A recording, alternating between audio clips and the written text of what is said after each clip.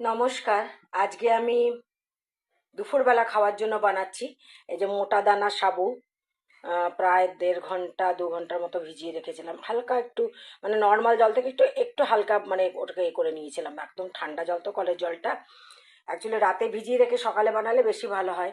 তো আমরা দুপুরে খাবো, ছিল না ঘরে, আনা হয়েছে, তারপর ভেজানো হয়েছে। তার জন্য এই যে গোটা সাবু, কারি পাত্তা, এখানে আছে ফুলকপি, আলু, ছোট ছোট করে কাটা আলু আর ফুলকপি, মটরশুঁটি, বাদাম। এটা আমি বানাবো, এটাকে সাবুদানা খিচুড়ি বলে।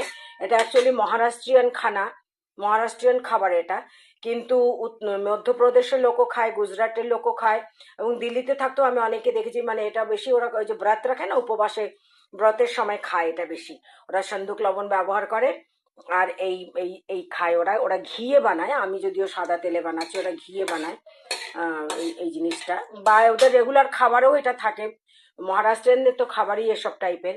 মুংফালিটা মানে বাদামটা বেশি ইউজ করে ওরা। তো এটা কি করব, আমি এখন আলুটাকে ভালো করে ভাজবো। আলু আর এই যে আমি তেলের মধ্যে জিরে ফোড়ন দিয়েছি আর লঙ্কা ফোড়ন দিয়েছি। এবার যারা বেশি ঝাল খায় তারা কাঁচা লঙ্কা কুচি কুচি করে কেটে দেয়। তো আমাদের তো ঝালের কোনো বালাই নাই, তো আমরা তো ঝাল খাই না। তা আমি এখন এটাকে আলু আর ফুলকপিটাকে কারি পাতা ফোড়ন দেবো, দিয়ে আলু ফুলকপিটাকে ভালো করে ভাজবো। তার আগে সরি, আমি মুংফলিটা আমার ভাজা হয়নি, মুংফলিটা আমাকে এখন আলাদা করে ভাজতে হবে, কারণ এখানে আমার জিরে পড়ে গেছে অলরেডি। তো মুংফলিটাকে ভেজে নিতে হবে, কাঁচা মুংফলি দেওয়া যাবে না। তাহলে আমি এখন আগে আলু ফুলকপিটা এদিকে বসিয়ে দেবো, আর এদিকের গ্যাসে আমি মুংফলিটাকে ভেজে নেব। এই দেখুন, আলু সেদ্ধ হয়ে গেছে। এই যে আলু সেদ্ধ হয়ে গেছে, ফুলকপিও সেদ্ধ হয়ে গেছে। এবার আমি মটরশুঁটিটা মিশিয়ে দেবো। আর এদিকে মুংফলিটা ভেজে রেখেছি, মুংফলি মানে বাদাম বোটা। এটা এবার মটরশুঁটিটা একটু চটকে উঠলে আমি সাবুটা ঢেলে দেবো, কিন্তু তখন আঁচটাকে আমি কমিয়ে নেব।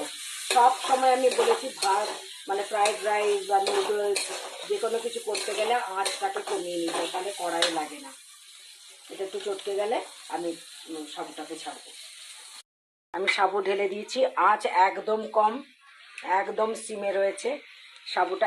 এটাতে মধ্যে ওরা হলুদ দেয় না, বাস একটুখানি নেড়ে চেড়ে অল্প একটুখানি, এই 4-5 মিনিটের মতো নেড়ে চেড়ে নামিয়ে নেবো আমি। এটা হয়ে গেল আমার সাবুর খিচুড়ি।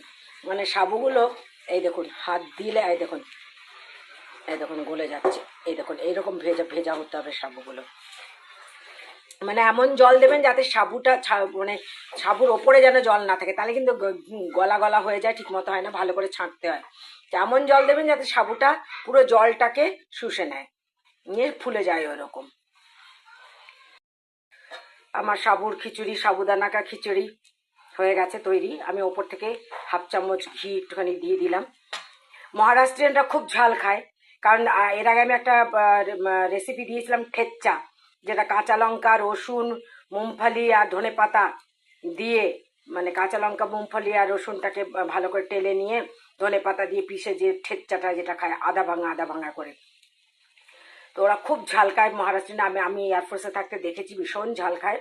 মানে ভোরে কাঁচা লঙ্কা দেয় এটার মধ্যে ওরা। তো দেখুন কেমন কেমন খিলা খিলা, মানে একদম ঝুরঝুরে ঝুরঝুরে, আমাদের বাংলায় যেটা বলে ঝুরঝুরে, আর হিন্দিতে যেটা বলে খিলা খিলা। দেখুন কেমন হয়েছে।